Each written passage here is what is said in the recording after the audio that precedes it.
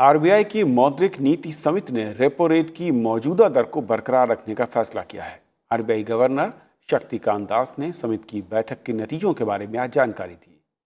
उन्होंने कहा कि भारतीय अर्थव्यवस्था कोविड महामारी से लड़ाई के निर्णायक दौर में प्रवेश कर चुकी है और चालू वित्त वर्ष की चौथी तिमाही में जीडीपी ग्रोथ पॉजिटिव में देखने को मिल सकती है।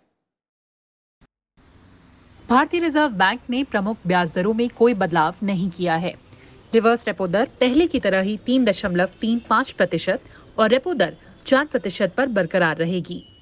रेपो रेट वो दर होती है जिस पर आरबीआई बैंकों को कर्ज देता है, जबकि रिवर्स रेपो रेट इसके उलट होती है, यानी बैंक जब अपने पास मौजूदा राशि को आरबीआई में जमा कराते हैं तो उस राशि पर आरबीआई बैंकों को ब्याज देता है।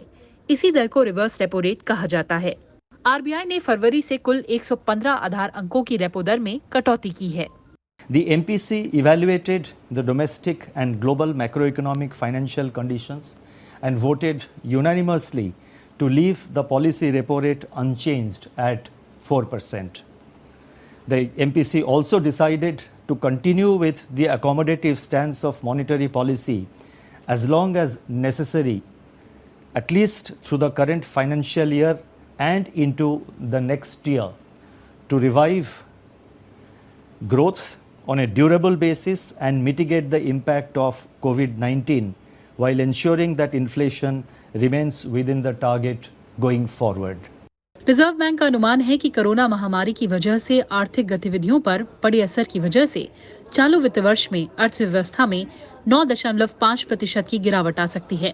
शक्तिकांत दास ने ये भी कहा कि भारतीय अर्थव्यवस्था कोविड महामारी से लड़ाई के निर्णायक दौर में प्रवेश कर रही है। विनिर्माण और ऊर्जा खपत क्षेत्र में तेजी का जिक्र करते हुए उन्होंने कहा कि अर्थव्यवस्था में तेजी के संकेत मिलने लगे हैं। The Indian economy is entering into a decisive phase in the fight against the pandemic. Relative to pre-COVID levels, several high-frequency indicators are pointing to the easing of contractions in various sectors of the economy and the emergence of impulses of growth. By all indications, the deep contractions of Q1 2021 are behind us. Silver linings are visible in the flattening of the active caseload curve across the country. Barring the incidence of a second wave, India stands poised to shrug off the deathly grip of the virus and renew its tryst with pre-COVID growth trajectory. RBI ने ग्राहकों को और बेहतर सुविधाएं प्रदान करने के लिए एक अहम फैसला भी लिया। करोड़ों ग्राहकों के लिए रियल टाइम क्रॉस सेटलमेंट यानी आरटीजीएस सुविधा को 24 घंटे 7 दिन चालू रखने का ऐलान किया गया है। ये सुविधा दिसंबर से शुरू होगी।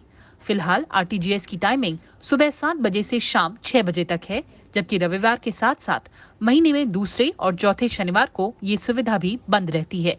कृति मिश्रा, राज्यसभा टीवी।